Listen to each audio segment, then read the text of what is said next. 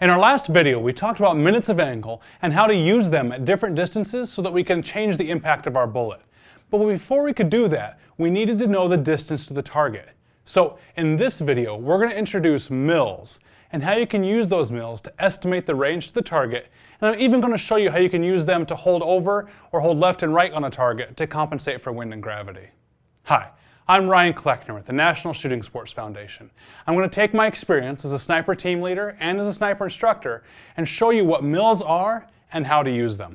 Now, the first thing you need to understand about a mil is it's similar to a minute of angle in that it's an angular measurement. So it's something we're going to do here at the rifle or see at the rifle that'll translate to different sizes at different distances. Well, a mil isn't actually short for military. It's actually short for Milliradian, which I hear most people just call and even spell Milliradian. Now, just like minute of angle, we can take this word and break it down to see what it means for us. A radian is already an angle of measurement.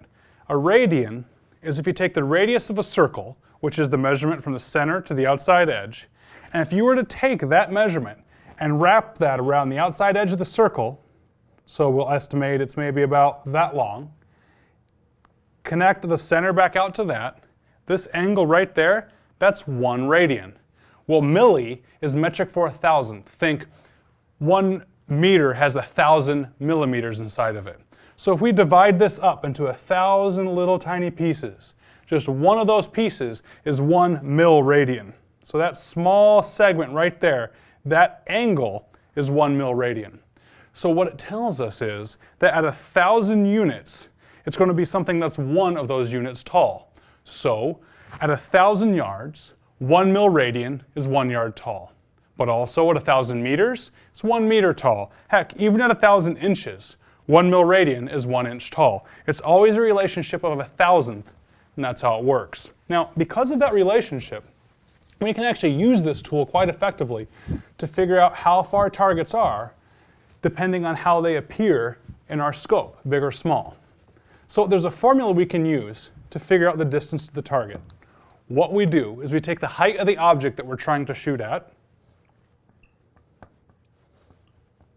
we multiply it by a constant of 1,000, that's from the milliradian being 1,000th. We divide it all by the mils we see in our scope, and we can abbreviate mils with an M with a slash through it, and that's going to give us the distance to the target.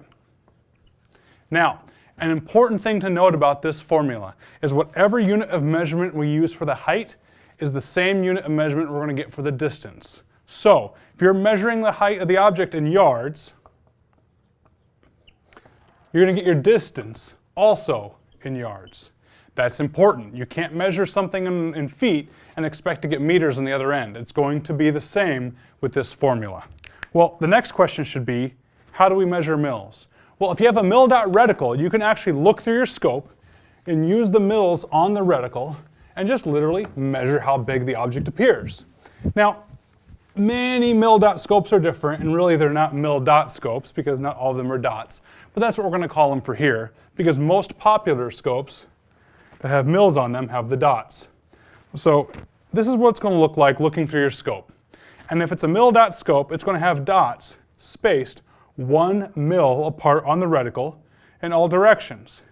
Now I said some scopes don't have dots, which means they might have hash marks or tick marks every half mil, every 2 or 3 mils. It really depends on the scope, but by far the most common is going to be the mil dots that are spaced 1 mil apart.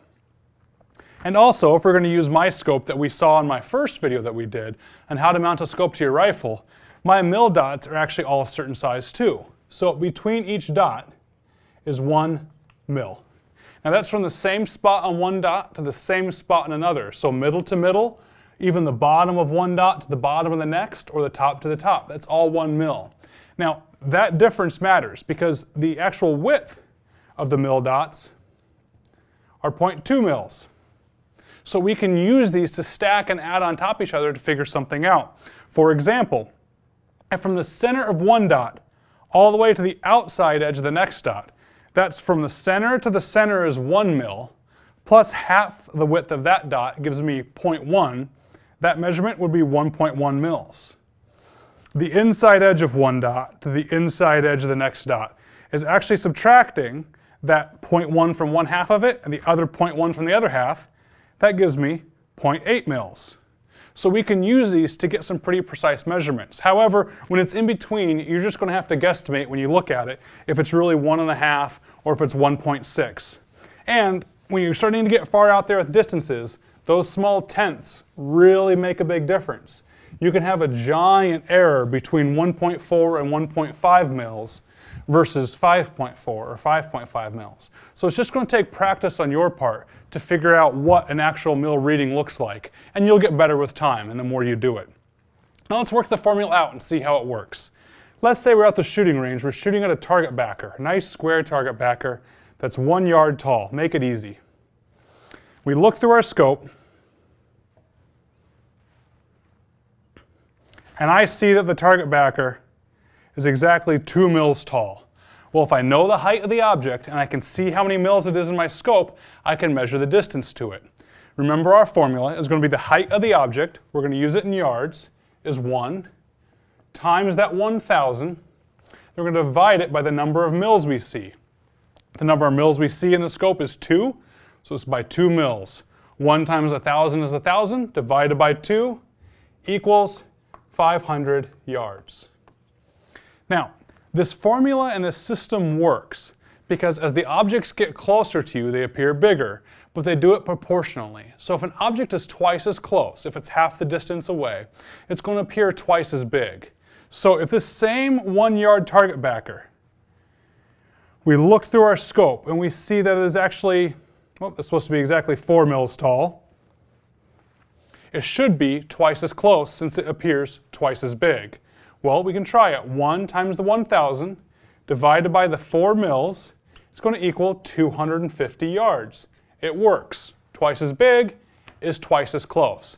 Now there's something you need to be careful of because the size of the target really matters here, is if you have a variable power scope, you're going to either have a second focal plane or a front focal plane scope.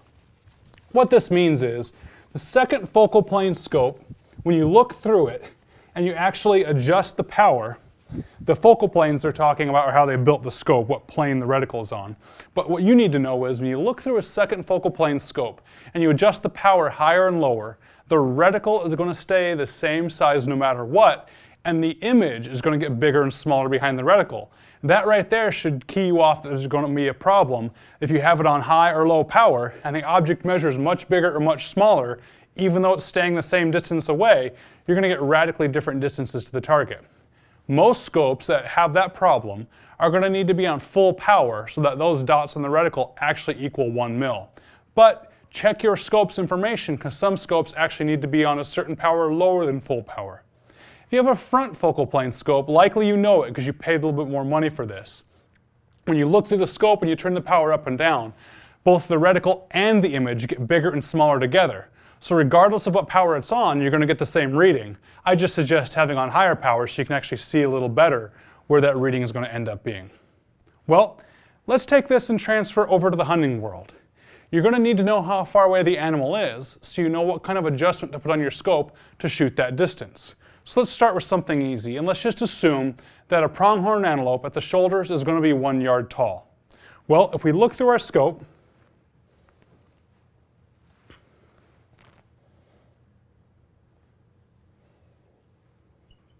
and we go to measure our pronghorn antelope, I'm not going to even try and draw the antelope. I'm just going to say, let's pretend his shoulders go to that 3rd mil mark.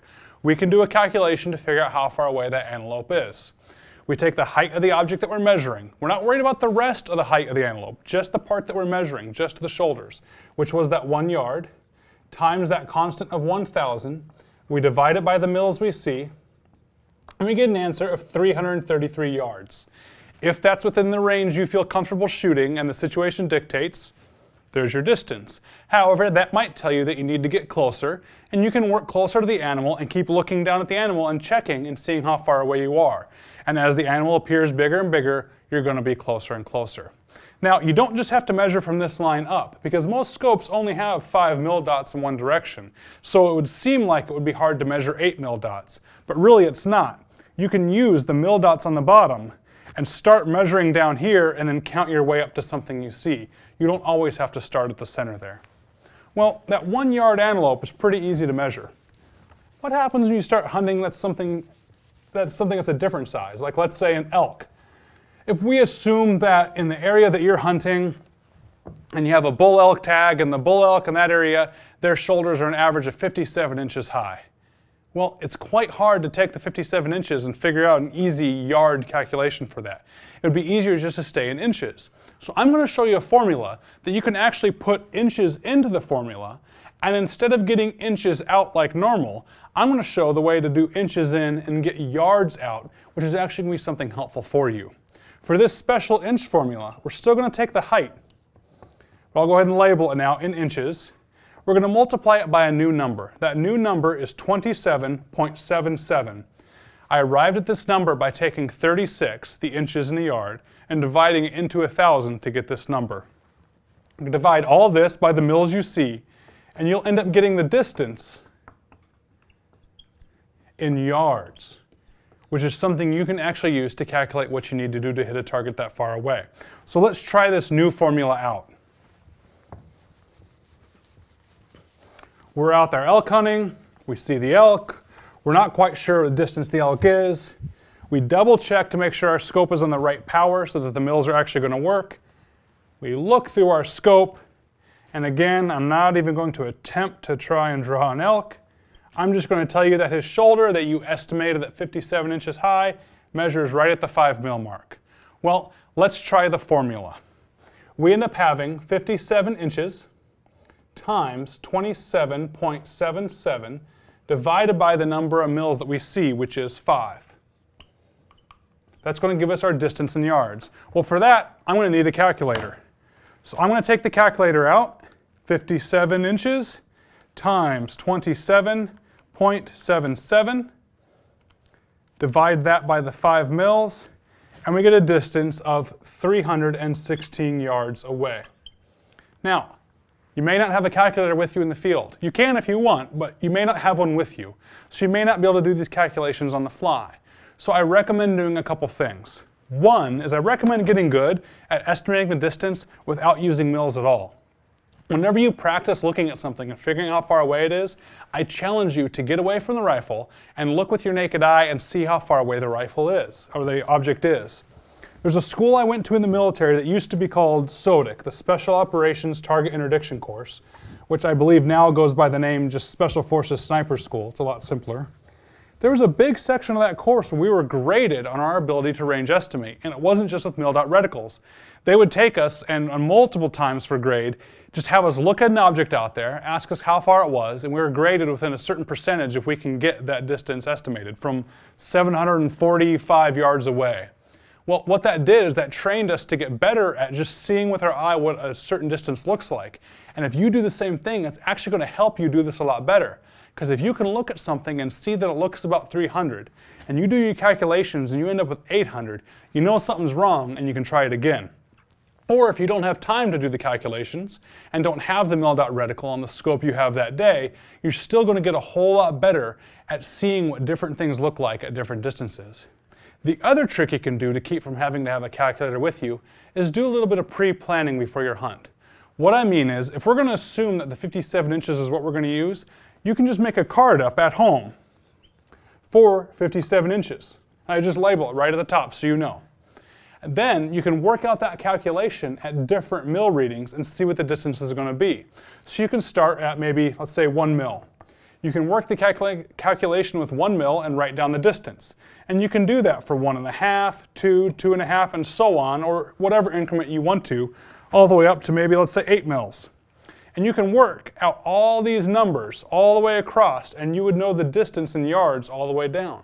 So if you take this and put this in your pack or in your pocket when you're out hunting, whenever you mill the distance to that animal that you see, and you see that it is 2.5 mils tall, you can just pull this cheat sheet out and look, and you've already done the calculation for yourself. Now, if it's not exactly 2.5 mils, you can still make it work for you. If the elk appears a little bit bigger than 2.5 mils, that means the elk's a little bit closer. So it's going to be a lower number or a closer number than that distance you have written down. If the elk appears a little bit smaller, like 2.3 mils, you're going to see it's going to be pretty close between these two. You're going to realize it's going to be a further number because it's going to be farther away, and you can still get a pretty good estimation on how far the elk is. These cheat sheets can come in really handy, especially if you start making a few of them up after a while. You'll have a nice little library or collection and be able to quickly reference what you need to do. Mils can also be used like minutes because they're angular measurements. So we use minutes to compensate for elevation for shooting at certain distances. We can use mils the same way, especially for temporary elevation changes. We can also use it left and right. Here's what I mean. A minute of angle and a mil are both angular measurements, they're just different sizes. Most people end up saying that a minute of angle, there's 3.375 minutes of angle equal 1 mil. Well, that's a little too hard for me to work with in my head when I'm out in the field. So I like to just round that up to 3.5 minutes of angle equal 1 mil. Now, I'm not worried about doing that rounding either, because this number was calculated off of assuming that a circle has 6,400 mils. Well, a circle really doesn't have 6,400 mils. It has a little bit less.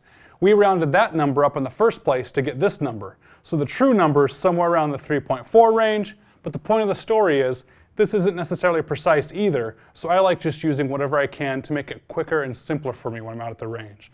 So I assume that 3.5 minutes of angle equal 1 mil. What this tells me is that the minutes of angle are smaller than 1 mil because there's more of them are required to make it up. An example would be 12 inches equal 1 foot. It takes more of the smaller unit to make up the bigger, but we can convert back and forth between minutes and mils just like you can with inches and feet. Let me show you how that can work for you. So, you're out shooting, and you want to range estimate to a certain target. Well, that elk that we looked at, and we looked through our scope, and we measured the elk up at that 5th mil dot. We do our calculations, we reference our cheat sheet, whatever we do, we figure out that the elk is 316 yards away. Well, now that we know the distance, we can use what we learned in the last video to be able to compensate for that distance so we can fight the effects of gravity all the way to the target. Well, for your certain rifle, your certain setup, if you look, you might realize you need to be maybe 5 minutes of angle up to hit that distance. Well, you can either reach up to your turret and dial up those 5 minutes of angle, or you can use the mils to try and figure out how to hit at that distance. Well, if you have each mil is 3.5, that means that holding up 1 mil, I'm using a mil dot lower, but that's because I'm raising the rifle to hit that distance, that would be 3.5, 2 mils would be 7. If you needed to take a quick shot, you could easily figure out where about 5 minutes looked for you, and you can hold right there. Now, this is going to be handy for you if you need to take a quicker shot because you may not have time in your position to reach up and adjust. But what we just did here is we started with an inch estimate in the object. We ran calculations with mils to get a distance. We referred with that distance back to our original data sheet that tells us from the last video how many minutes we needed to come up. And in case we didn't want to dial the minutes, we can convert those minutes back to mils again and use those mils just to hold over quickly to try and engage the target. Now, this also works side to side. We're not going to cover how to read wind in this video, but if you need to compensate for the wind, if you need to hold to the left or right, you can use those mil dots left and right. Now, I actually really like using mil dots for wind instead of dialing on my windage knob on my scope. I like doing this because the wind changes so quickly. By the time I get something dialed in and I show you how to calculate wind later, the wind is going to die down, gust, or change anyway, so it takes forever to adjust. By being able to hold one way or the other, I can constantly keep adjusting with the wind until I feel that I have everything right. But just for example, let's say the wind is blowing from left to right. That means it's going to blow the impact of our bullet to the right. So we need to compensate by aiming more to the left. When I show you the calculations later, let's say we come up with you need to hold 1 mil to the left. Well, we actually use the mil dot to the right, and we put that right on the target. Because what we're doing is we're taking the reticle and we're moving it to the left 1 mil. In order not to get confused about this, I ask that you think about this before you shoot. You ask yourself, which way am I moving and then how far? So 1 mil to the left, I'm moving to the left, and you keep going until you get to 1 mil. Likewise, if you had to hold 2 mils right, the target would end up being there. Because you need to ask yourself, which way am I moving? to the right, how far, and you stop right at 2 mils. You aim right with that dot right there like it's your new reticle, you shoot and you can hit. And that's how easy it is. Now that you have this figured out, or you'll have it figured out soon, at least you see how it works, I suggest you go out and practice. Go out to your local range. Take pieces of paper of different sizes with you. Measure out what the inches are. Take a small measuring tape. And when you go down range to change targets, measure the size of the target backer. Start measuring and getting used to the sizes of different objects. And then practice doing this while you're at the range, and you can get a better handle on the concept. If you don't know where a range is around you, you can always visit our website, wheretoshoot.org, to find a place to go practice this. And remember, firearm safety depends on you.